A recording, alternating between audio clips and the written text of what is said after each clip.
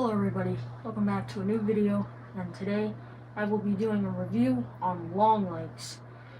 Alright, so when I first saw this movie, I saw it the Sunday of the week it released, and once I was out of the theater, I was completely shocked. I loved the movie, I loved everything about it, loved the style, the Nicolas Cage's performance, I loved the movie a lot. So once I got home, it was still daytime, and I'm about to go into my basement, and as I'm looking down the stairs, my mind kind of envisions Longlegs standing there. So even after the movie, you are still thinking about the movie, and it's still in your mind, and it's, making you afraid of if Longlegs is there or there. I mean, it's one of those movies. It's one of those movies that sticks with you for a while and will stay there. So I love the movie so much to the point where I wanted to see it again, which I don't normally do. And I went to see it today in the morning with my grandpa, and I loved it even more. I was looking out in the background because apparently the devil appears, and I did see that. There's lots of details to this movie. There's lots of things that just spice it up and make it better. One thing I really liked was the frame ratio, or the ratio of the screen. It changes from, a rounded square to a square with rounded corners to, the normal format. And the way it transitions in the opening is so cool, and it does it again near the end of the movie. I really love that aspect. It's just a cool detail that made the film better. And Nicolas Cage's performance is definitely one of his best because of how different and how unique his performance is in this one. He's never done something where, he's had a bunch of makeup on and playing, this type of character. Seeing him transformed into Longlegs was crazy. It doesn't even look like him, no, not at all. I mean, just by the images, you can't even tell it's Longlegs or Nicolas Cage at all. The movie just had its own vibe to it that made the movie. That 90s old type vibe. It had all that throughout the movie. And Osgood Perkins, the guy who made the movie, he definitely has his own style incorporated with his movies. Because I've seen some stuff from his previous ones, and it looks amazing. It looks unique.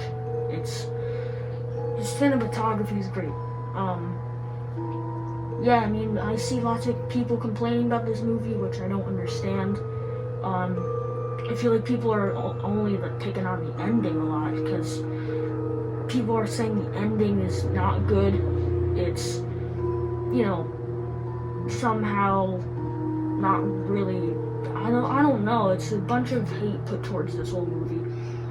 I love how the ending leads off the movie with multiple questions unanswered.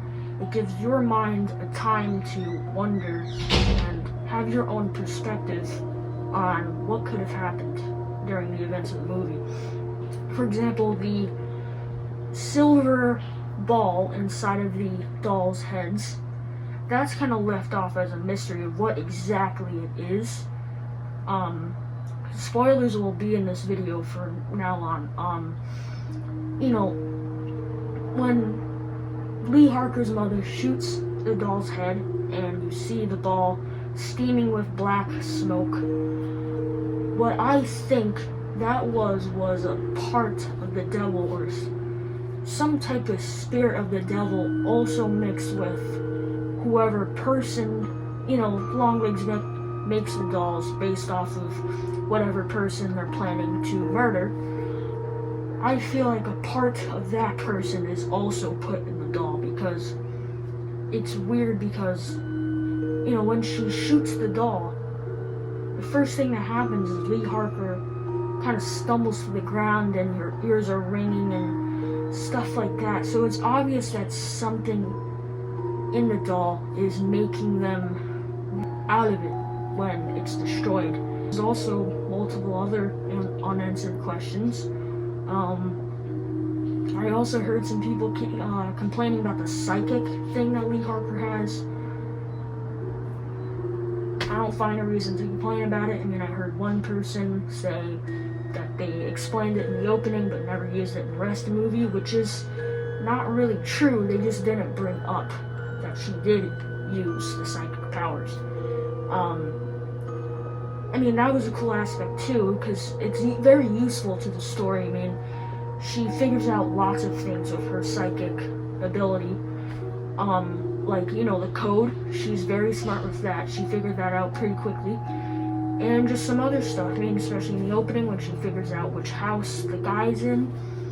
Yeah, I mean, I also really like the whole flashback stuff. When they're showing Longlegs, when he visited Lee Harker and her mother. So everything about that whole part of the movie was amazing. I loved it. Probably one of my favorite parts, maybe even my favorite part of the movie.